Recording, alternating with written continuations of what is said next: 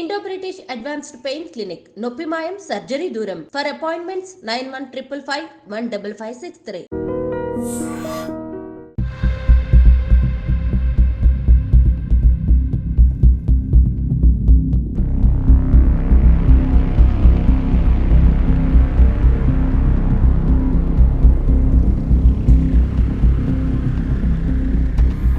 అసలు కొంతమంది థాట్స్ అసలు ఎట్లా ఉంటున్నాయి ఏంది అనేది కొన్ని ఇన్సిడెంట్ చూసినప్పుడు అయితే నిజంగా అసలు ఎందుకు ఇట్లా కూడా ఆలోచిస్తున్నారా, ఎందుకు ఇట్లా మనుషులు ఇట్లా తయారైనరు అని అనుకోవాల్సిందే. బికాస్ ఇప్పుడు మీరు చూస్తున్న ఈ వీడియో కంప్లీట్లీ మనం చూడొచ్చు. ఒక మనిషి టోటల్గా ఈ ట్రైన్ కింద ఇగో చూడండి, ఒకసారి చూడండి. ట్రైన్ కింద ఏదో రిపేర్ చేయడానికో లేకపోతే ఏ టెక్నీషియనో అనుకుంటే పొరపాటే. క్లియర్గా మీరు చూడొచ్చు, ఇవి టైర్స్, ట్రైన్కి సంబంధించిన టైర్స్. ఆ లోపల నుంచి ఆ టైర్కి అండ్ ఆ బాక్స్కి మధ్య ఉన్నటువంటి స్పేస్ నుంచి ఆయన బయటికి వస్తున్నాడు. ఆ కాళ్ళు చూడండి అండ్ ఆ డ్రెస్ చూడండి, చేతులు చూడండి, పూర్తిగా ఎక్కడి నుంచి ఎట్లా వస్తున్నాడో ఒక్కసారి మీరు ఈ విజువల్ చూస్తే అర్థమవుతుంది.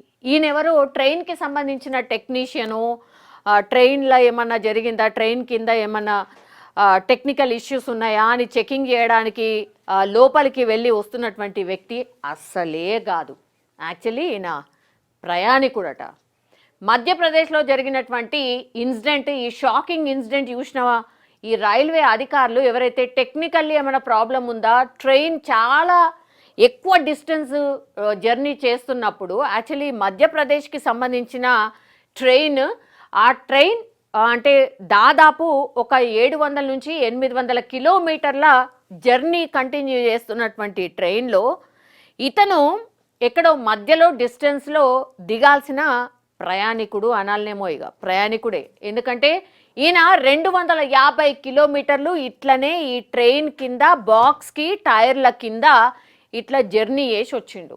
ఒక 300 కిలోమీటర్లు 400 కిలోమీటర్ల తర్వాత ఎప్పుడైతే రైల్వే అధికారులు ఏమైనా టెక్నికల్ ప్రాబ్లం ఉన్నదా అని చెకింగ్ చేయడానికి ఒక స్టేషన్లో ఆగినప్పుడు కిందికి తొంగి చూస్తే ఇగో మనిషి ఇట్లా బయటకు వచ్చిన పరిస్థితి కనిపిస్తోంది.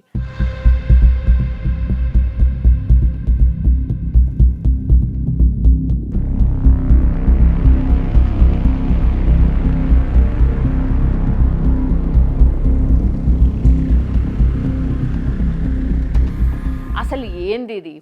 ట్రైన్ జర్నీలా ఎవరైనా సరే అంటే టికెట్ లేదనుకోండి, ఆ బాత్రూమ్ల దగ్గరనో లేదంటే ఆ ఫుడ్ బోర్డుల మీదనో జనరల్లీ ఇట్లాంటి ప్రయాణాలు మనం చూస్తూనే ఉంటాం. కానీ ఈయన ఏకంగా నా దగ్గర పైసలు లేవు, టికెట్ కొనడానికి నా దగ్గర పైసలు లేవు కాబట్టి నాకు ఇదే దిక్కు, మా ఊరికి పోవాలంటే ఇంత ఖర్చు అవుతుంది, నేను పెట్టుకోలేను కాబట్టి నేను ఇట్లా జర్నీ చేస్తున్నా అని, ఎందుకు ఇట్లా కిందికెళ్ళి వచ్చినావు, అసలు ఏడు నుంచి ఎటుపోతున్నావు అంటే ఈయన చెప్పడం జరిగిందట. సో ఇంత దారుణంగా అంటే ప్రాణాలకు తెగించి మేము చచ్చిపోయినా పర్లేదు కానీ నేను ఇట్లనే జర్నీ చేస్తాను. మరి ఇది మొదటిసారా లేకపోతే ఇంకా ఎన్నిసార్లు ఇట్లా ప్రయాణం చేసి ఉంటాడు? అసలు అర్థం కాని సిచ్యువేషను. ఎంత డేర్గా అసలు ఏం, చాలా నార్మల్గా ఆయన ఏం టెన్షన్ కూడా పడతలేడు. అధికారులు చూడంగానే ఇట్లా బయటకు వస్తున్నాడు. అంటే ఒకవేళ ఏదన్నా జరగదాని జరిగితే అంటే అన్నోన్ కిందనే ఉండిపోతాడు. ఆ ట్రైన్ కింద అట్లా ఆ టైర్లు అండ్ ట్రైన్ కింద ఒక మనిషి జర్నీ చేస్తుండని ఎవరైనా ఊహిస్తారా? ఇంతకు ముందు కూడా ఎన్నిసార్లు జర్నీ చేసిండు, ఎంత కాన్ఫిడెంట్గా దిగుతుండో మనం చూడొచ్చు. 250 కిలోమీటర్లు అంటే మీరు ఇమాజిన్ చేసుకోండి. కనీసం 250 కిలోమీటర్లు జర్నీ చేయాలంటే 6 నుంచి 8 గంటలు డెఫినెట్లీ పడుతుంది ట్రైన్లో. ఒకవేళ ఫాస్టెస్ట్ ట్రైన్ అంటే 5 నుంచి 6 గంటలు అయితే మినిమం పడుతుంది. 5 నుంచి 6 గంటలు ఈ మనిషి ఇట్లనే ఆ లోపలనే కూర్చొని జర్నీ చేసిండంటే మీరు ఊహించుకోండి ఎంత డేంజరస్ జర్నీ అని. సో అందరూ పిలిచి అడిగితే చాలా నార్మల్గా ఆన్సర్ చెప్పిన పరిస్థితి. సో మనుషుల మైండ్ సెట్ ఎట్లా ఉంటుంది ఏంది అర్థం కాని పరిస్థితి. ఇట్లా కూడా బతికేస్తున్నారు మనుషులు అనేదానికి ఎగ్జాంపుల్. ఇంకోటి ఏంటంటే ట్రైన్ టికెట్స్ జనరల్లీ కూడా చాలా తక్కువగా ఉంటాయి కంపారిజన్ టు ఏది బస్సెస్ జర్నీ కావచ్చు దానికి.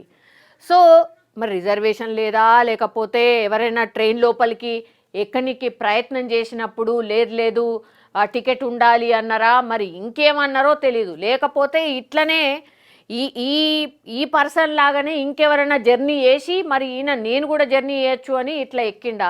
సో రకరకాల వర్షన్స్ అయితే వినిపిస్తున్నాయి.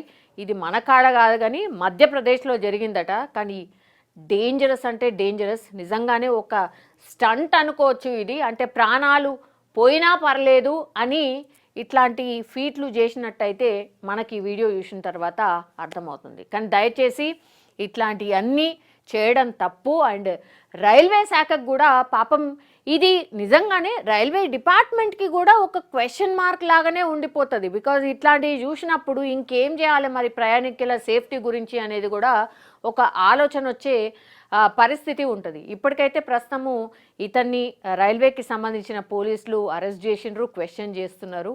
మరి ఏం ఆన్సర్లు చెప్తాడు, మరి ఎలాంటి కేసులు నమోదైతే చూడాల్సిందే.